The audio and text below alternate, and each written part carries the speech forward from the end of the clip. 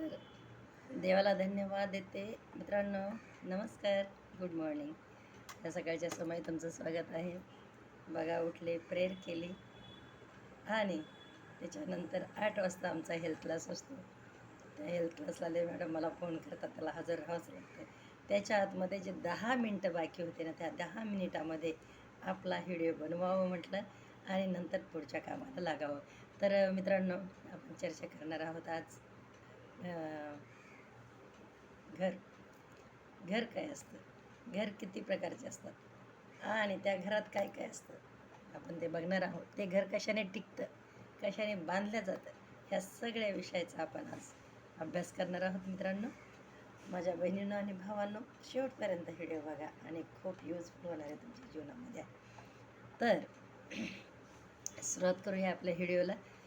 तर माझ्या बहिणींनो आणि भावांनो, घर काय असतं आणि ते किती प्रकारचं असतं हे आपण पहिलं बघणार आहोत. तर आपल्या जीवनामध्ये 3 प्रकारचे घर असतात, ठीक आहे. एक आहे दुनियातलं घर, एक आहे जे आपण राहतो आहे म्हणजे आपलं शरीर, हे दुसरं घर, आणि एक आहे स्वर्गीय घर, ते तिसरं घर, जे असणार आपल्या मृत्यूनंतरचं जे घर आहे ते स्वर्गातलं घर, ठीक आहे.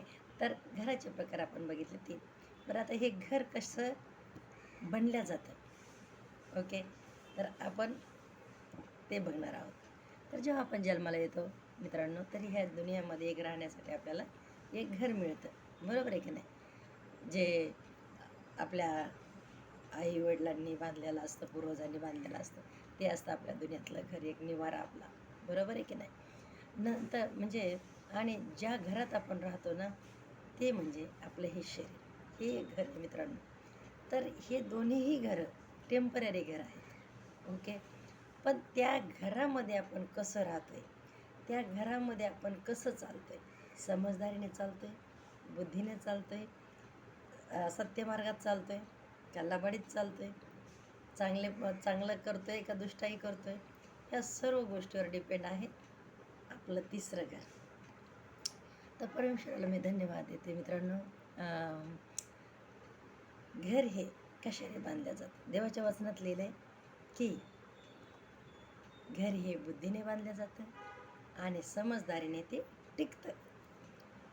आजचे घर का तुटतात, त्याचा विषय असा आहे की परमेश्वराने दिलेली बुद्धी नाही आहे त्यांच्याकडे. एक विपरीत बुद्धी आहे, जी दुष्ट बुद्धी आहे, ती ह्या जगामध्ये काम करत आहे. माझ्या लाडक्या बहिणीनं भावांनो, लक्षपूर्वक ऐका, खूप महत्त्वाचा विषय आहे. तर काय होतं की देवाचं वचन सांगतं घर बुद्धीने बांधलं जातं आणि समजदारीने ते टिकतं. तर हेच नाही आहे, ह्या दोन्ही गोष्ट नसल्यामुळे आजच्या घरं तुटत आहेत. दोन्ही घरं तुटत आहेत. एक म्हणजे हे जे आपण राहतो परिवारासोबत, ते घर विटा मातीचं भिंती म्हणजे घर नव्हे, बरं का. तो एक निवारा आहे आपल्याला राहण्यासाठी, ऊन वारा पावसापासून रक्षण होण्यासाठी. खरं घर आहेत आपण मनुष्य, माणसं घरातले, ते कसे आहेत याच्यावर डिपेंड आहे आपलं घर, बरोबर आहे की नाही. तर परमेश्वराचं वचन असंही सांगते की बुद्धिमान स्त्री घराला बांधते. तर तिचा रोल खूप मोठा असतो. एक बुद्धिमान स्त्री समजदारीनेच आपला संसार करते. माझ्या बहिणीनं भावांनो, मी एक अल्लड अज्ञान मुलगी होते. छोट्या छोट्या गोष्टीला रुसणारी, छोट्या छोट्या गोष्टीला घाबरणारी अशी मी होते. पण जेव्हा मी प्रभू ख्रिस्ताला ओळखलं, 2001मध्ये मी जेव्हा प्रभूमध्ये आले, तेव्हा मला परमेश्वराने खरं समजदार बनवलं आणि बुद्धिमान पण म्हणू शकतो आपण. कारण हे आता कालच आमची ॲनिव्हर्सरी झाली. माझ्या लग्नाला 29 वर्ष झाली. पण कधी मी माझ्या मिस्टरांनी पुढाकार घेऊन सेलिब्रेशन केलं आहे हे मला माहीत नाही. पण मित्रांनो ऐका ना, आपल्याला जेव्हा सुख भेटतं ना, देवबाप्पा अशा खूप वाईट कंडिशनमधून काढून चांगल्या कंडिशनमध्ये आपल्याला ठेवतो ना, आणि आपले अपेक्षा वाढायला लागतात. तसंच माझं काहीसं झालं. तर व्हिडिओच्या मध्ये मी थोडंसं माझा अनुभव सांगते. काय झालं की हे चेहरा दिसतो ना, हे एकदम जुने फोटो बघाल ना, ते एकदम जळालेला चेहरा, म्हणजे असं टेन्शनने सगळे हे सेल्स मेलेले माझे. डोळ्याच्या खाली काळे काळे वर्तुळं, चेहऱ्यावर पिगमेंटेशन वाढलं होतं, बरं का.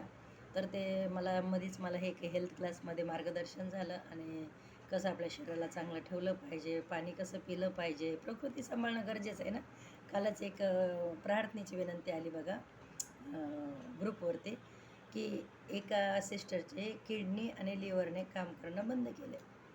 आता ते सिस्टर मला असं वाटतं देवामध्ये असेल, प्रार्थना करणारे असेल, पण प्रकृतीची काळजी नाही घेतली. बॉडीला काय पाहिजे, कसं पाहिजे ते पद्धतशीर आपण बॉडीला पाणी टायमावर देत नाही, जेवण टायमावर देत नाही, है ना. तर या सगळ्या गोष्टीने लघवी आली तरी थांबून ठेवणे, ह्या सगळ्या जे मिस्टेक करतो ना आपण.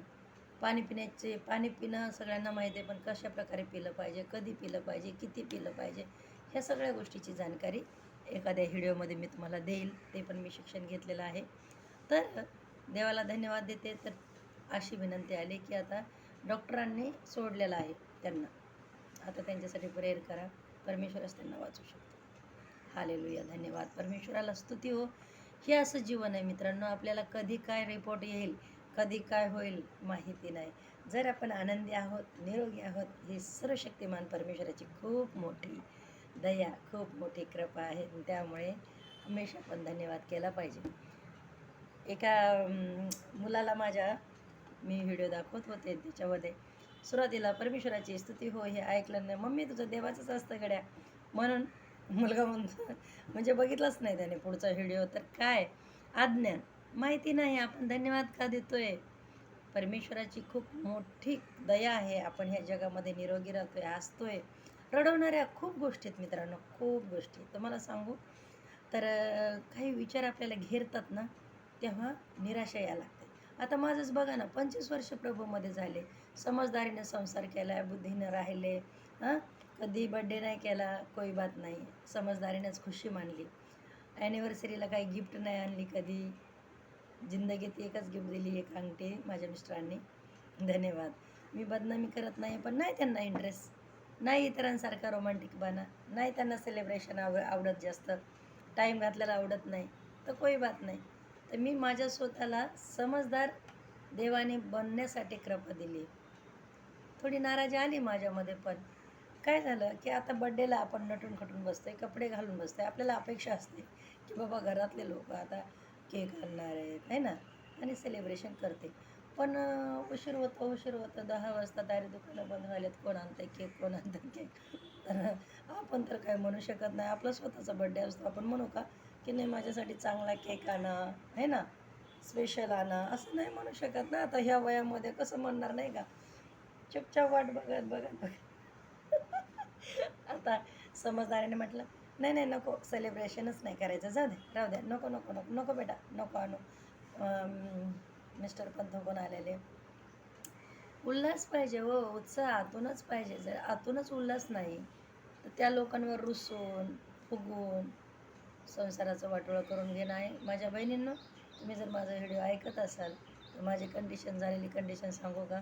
माझ्या बड्डेच्या व्हिडिओ बघा तुम्ही, इतकी नाराज होते. कशामुळे की मला काही विचाराने घेरलं बघा. मला असे विचार आले की देवा, मी वर्षभर परमेश्वराने मला निरोगी ठेवलं, मी परिवाराची सेवा केली न रुकता.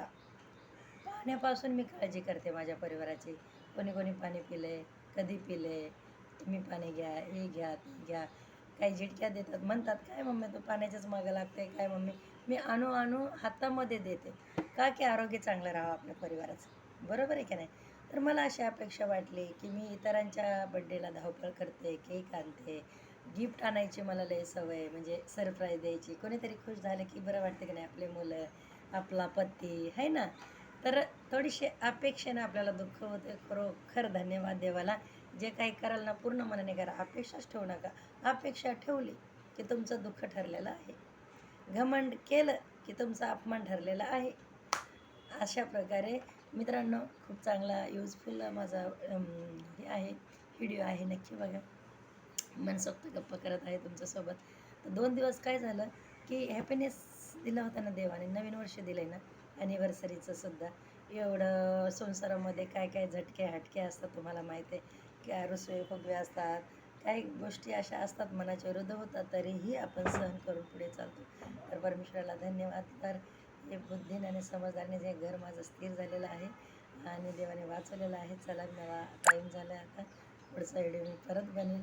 तर या घरामध्ये पण विविध प्रकारचे भांडे असतात. ते कसं आपण सांभाळतो, काही फुटणारे असतात, काही त्याला जाणारे. तसेच आपले नाते असतात, तसे आपले जपायचे असतात. तर देव तुम्हाला आशीर्वादित करू या व्हिडिओद्वारे. धन्यवाद.